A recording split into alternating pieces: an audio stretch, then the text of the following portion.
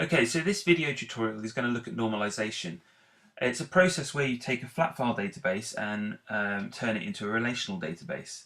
The reason we do this, well, it's to reduce errors in our database. A flat file database is usually riddled with data inconsistencies, lots of repeated data. And it's just less efficient. I mean, they're fantastic for doing things like storing small amounts of data, like a contacts list or whatever. But when you start to develop something a little bit more complicated, it does cause problems having a flat file database. You're much better off having a relational database.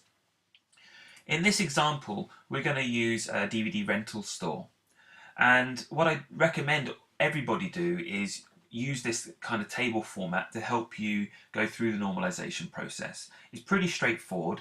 You need 5 columns and just label them: UNF, 1NF, 2NF, 3NF, and name. Name is going to be the names of the tables that you're going to have after you've finished the third normal form process.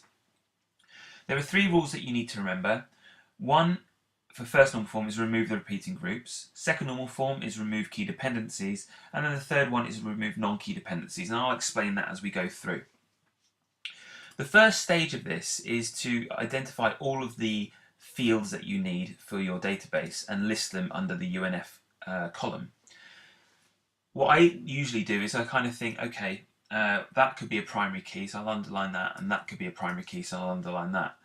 And then I start to look, well, in this system, there's probably going to be a couple of repeating groups, DVD or member.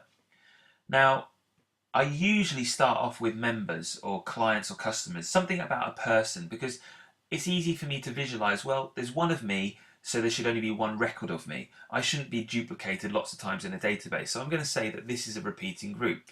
Now, if we look at the first rule of normalization, it says remove repeating groups. So what we're going to do is we're going to say, right, this is a repeating group, so it's going to belong into its own table. And then this one we'll just ignore for now. So I'm going to copy those across, and I'm going to drop down the DVD table to kind of separate these two into separate tables.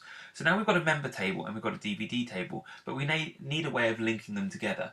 Now the way to do that is to just copy the primary key from the non-repeating group, in this case it's the membership or the member table, and to paste it into the table of the repeating group.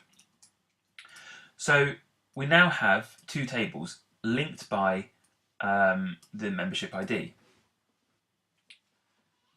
The next stage is to remove key dependencies. Now what that means is you need to look for fields which are dependent upon both primary keys. In this case, DVD name, well, that's only dependent upon the DVD ID. It doesn't matter what the membership ID is. Date due, well, that is dependent upon the DVD ID and the member ID, because you need to know who's rented the DVD and when is it due back. So actually, those 2 fields relate to this. Date due is dependent upon both of these, so we know that's going to go in a new table. Certificate, well, that's only related to the DVD, and certificate description is only related to the DVD. So what we're going to do is we're going to remove the key dependencies. Remember, that's removing keys or non-primary keys which are dependent upon other non-primary keys. So I'm going to drop this down. I'm going to cut that one out and paste it here. And then we need the DVD ID again, because we want it to be able to link together. So now what we've got is 3 tables. We've got membership, we've got DVD, and we've effectively got rental. The third stage of normalization is to remove non-key dependencies. Now this is similar to the one above, but in this case, rather than looking for non-primary keys which are dependent upon primary keys, we're looking for non-primary keys which are dependent upon other non-primary keys. Now we know membership sorted, rental is also sorted. We're looking now at the DVD ID field.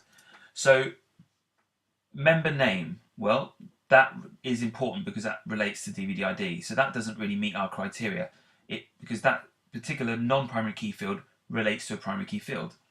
Certificate, that is dependent upon the DVD.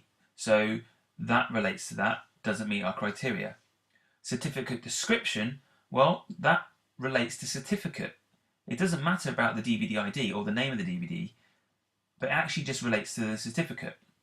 So we have found a non-primary key which is dependent upon another non-primary key. So what we need to do is put them into their own table. So I'm going to copy those, paste them across, drop this one down, and this time I'm going to copy this one, the certificate, and I'm going to paste it in there. This time I'm going to put a little star next to this one. I'll explain that one in a minute, and I'm going to underline this one. We now have 4 tables. We have a member table. Oops. We have a rental table. We have a DVD table. And we have a certificate table. Let's look at these in more detail. Membership. Well, that's the primary key for that table. All of these fields relate to member ID. That's fine. We know that's fine. DVD. DVD name and the certificate relate to the specific DVD, so we know that's fine. We need to know which member has booked the DVD. We can tell that by looking at the rental table, and we know by looking at date due when that DVD is due back in. Certificate here has a star next to it. Now this star means this is a foreign key. A foreign key is when there is a field which is a primary key in one table but not another. In this case, certificate or cert is a primary key in the certificate table, but it's not a primary key here. So we label it with a star to show that it is a foreign key. And that's normalization. Let's quickly recap over those just to check what we've got. First, unnormal form. We know it's an unnormal form because the files are listed, all the fields are listed basically as one table. I've grouped them here just to show like the repeating group, the possible repeating group, which is here, but that's okay. We know we've just got to list them out. First normal form, we know it's in first normal form because the repeating group has been removed and the primary key from the non-repeating group, in this case it was membership ID, has been moved into the table of the repeating group. Second normal form requires you to remove key dependencies. So we're looking for fields which depend upon both primary keys. So in this case, when we look at this one, we were looking for fields that related to both of these fields here, and we decided it was date due. Okay, so they go into their own table like I've shown you here. So for it to be second normal form, it has to be in first normal form, and it must remove key dependencies.